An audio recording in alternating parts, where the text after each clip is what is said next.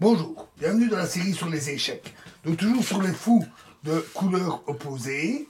Euh, Ici une partie entre Philippe et Pacman. Et c'est un cas très intéressant de l'impuissance complète du fou sur case noire, qui pourtant en apparence est placé de manière très active. À première vue, cette position a un caractère de nul. Les pions sont distribués de manière symétrique. Sur la colonne E ouverte sera échangée au moins une paire de tours, et les fous de couleur opposée constitueraient une garantie certaine de nul si les noirs parvenaient encore à échanger les dames.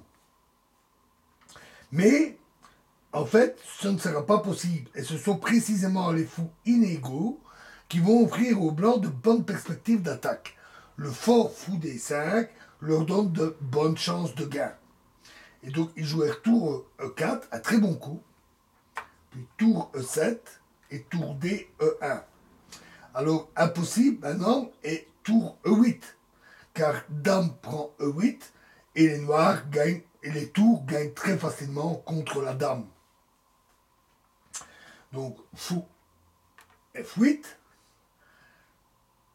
H4, encore un très bon coup, et ici, roi G7. Et ça, c'est une faute décisive.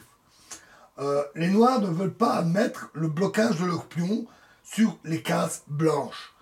Et ils ont l'intention de jouer ultérieurement H6 et G5. Mais après quel coucou va se manifester justement la faiblesse des cases blanches. Nécessaire ici était H5. Et les noirs peuvent encore tenir, ils peuvent encore se défendre. Mais roi G7 est la faute la plus grave. H5, un très bon coup à nouveau. Tour D8. Tour prend E7. Fou prend E7. Dame D1. Tour D6. Dame E2. Fou F6. Roi G2. Les blancs ne sont pas pressés. Ils positionnent tout comme il faut. Tour D7. Dame F3. Dame D6. Tour E4. G5. Dame F5. H6. Les noirs ont effectivement réalisé ce qu'ils avaient imaginé, à savoir faire cette avance de pions, bloquer la possibilité d'une attaque des pions GH et comment libérer les cases blanches.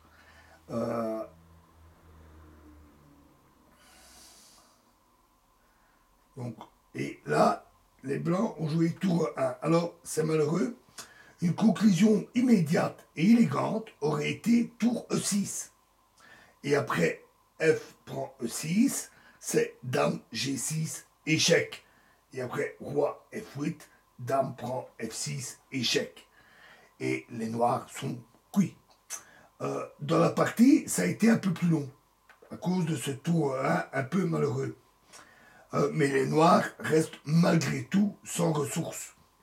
Tour E7, fou E4, roi F8, tour A1, tour D7, tour A5, fou E7, fou D5, fou D8, tour A8, roi G7, fou E4, roi F8, dame H7, dame F6, fou D5, G4, tour C8, tour C7, et là, le bon coup, tour prend D8, échec, un très bon coup. Dame prend D8, et dame prend H6, échec. Roi, pas échec, dame prend H6. Ah oui, c'était dame prend D8, excusez-moi, dame prend D8.